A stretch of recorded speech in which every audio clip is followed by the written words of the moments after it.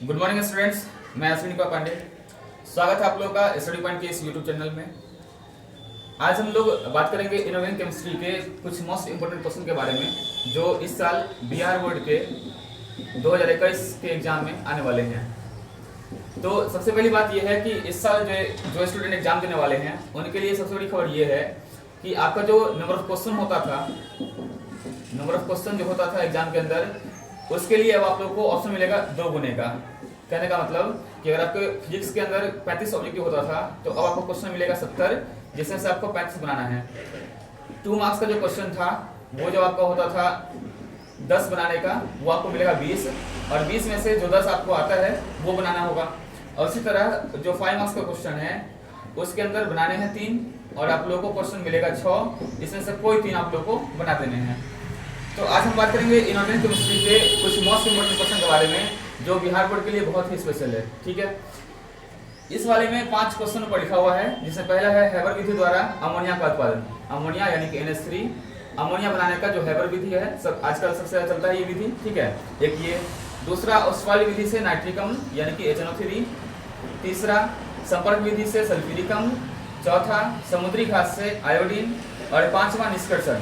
निष्कर्षण में मेन जो धातु है वो एल्यूमिनियम है, आयरन है, कॉपर है, कभी कभी मैग्नीशियम के बारे में भी पूछा जा सकता है, लेकिन ये मेन 3 है, एल्यूमिनियम, आयरन और कॉपर।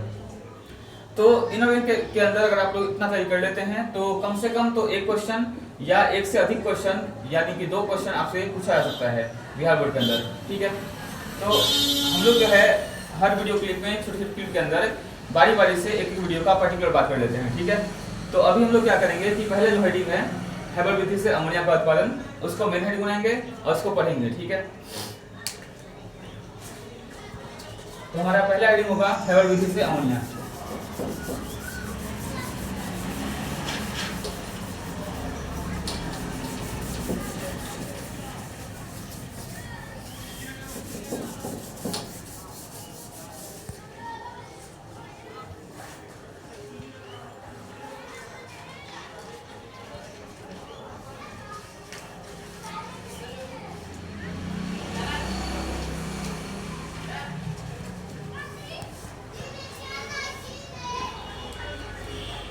हमारा हेडिंग है हैबर विधि से अमोनिया यानी कि NH3 का उत्पादन।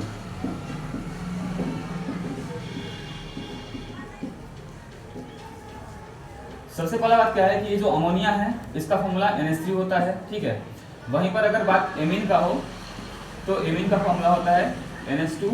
ठीक है, और अगर बात हो अमोनियम का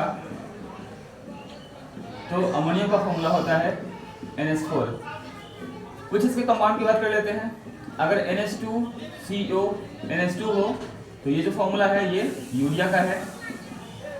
उसी तरह अगर NH2 जो है किसी बेंजीन से रिलेटेड हो यानी कि C6H5 से रिलेटेड हो, कहने का मतलब कि किसी बेंजीन के अंदर अगर हम NH2 लगाते हैं तो ये जो फॉर्मूला होता है ये होता है एनिलीन का। तो एमीन से यानी कि अमोनिया से जो रिलेटेड फॉर्मूला है वो कुछ इस तरह का है। एमीन का NH2, अमोनियम का NH4, अमोनिया का NH3, यूरिया का NH2CO NH2, एनिलीन का बेंजीन में NH2 यानी कि C6H5 NH2। ठीक है, तो अभी अपने को जो है हैबर विधि से बनाना क्या है, अमोनिया बनाना है। अमोनिया का मतलब NH3। देखिए इसका जो कॉन्सेप्ट है ना, इसका जो रिएक्शन है बहुत ही आसान है। करना ये है कि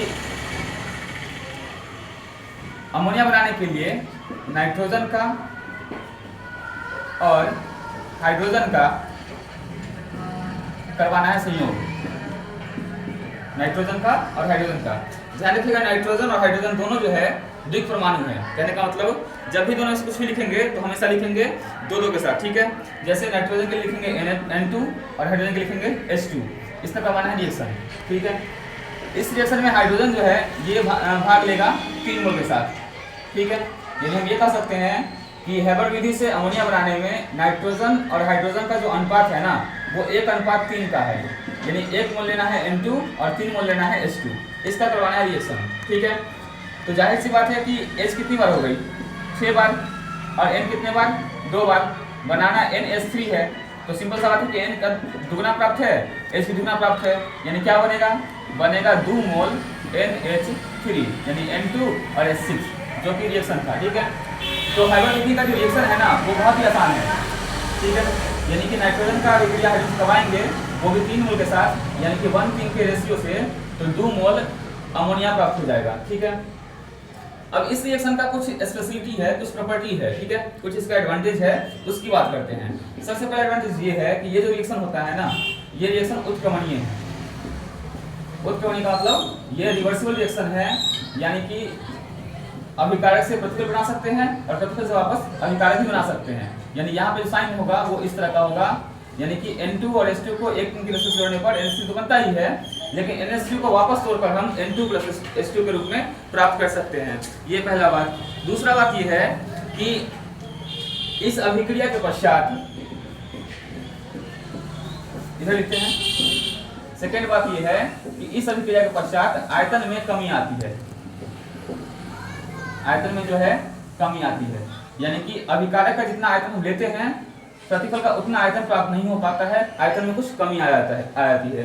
ये तीसरा प्रॉपर्टी है, दूसरा प्रॉपर्टी है। और तीसरा प्रॉपर्टी ये है कि इस रिएक्शन के बाद जो है उष्मा प्राप्त होता है, उष्मा की प्राप्ति होती है। और आप लोग जानते हैं कि जिस अभिक्रिया में उष्मा की प्राप्ति हो उस अभिक्रिया क्या बोलते हैं, उसको बोलते हैं उष्माक्षेपी अभिक्रिया।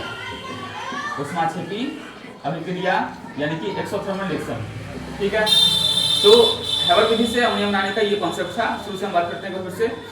हैबर विधि से अमोनिया बनाने के लिए नाइट्रोजन और हाइड्रोजन का संयोग करवाते हैं, वो भी 1:3 में। ठीक है, यानी कि 1 मोल N2 और 3 मोल H2। इसका जब रिएक्शन होगा तो 2 मोल NH3 बनता है।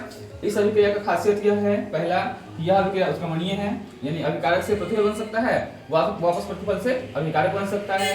दूसरा, इस अभिक्रिया के पश्चात आयतन में कमी आती है, यानी अभिकारक का जितना आयतन हम लेते हैं, प्रतिफल का आयतन कुछ कम मिलता है।